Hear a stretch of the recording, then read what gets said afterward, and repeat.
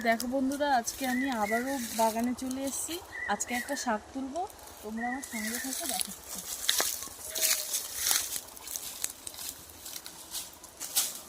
এই যে এই শাকটা তুলবো, এই শাকটাকে তোমরা কি শাক বলো বলবে, আর আমরা তো গিমের শাক বলি।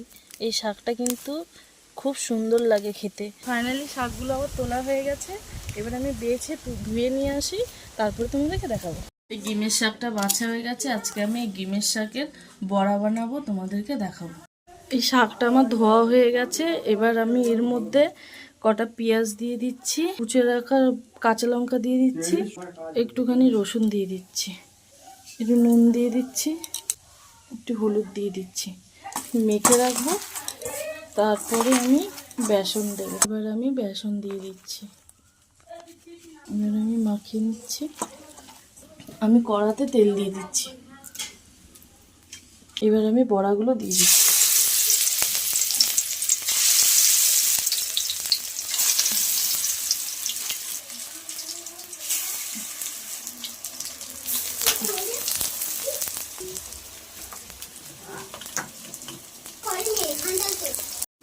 বড়াগুলো আমার ভাজা হয়ে গেছে, এবার আমি তুলে নিচ্ছি।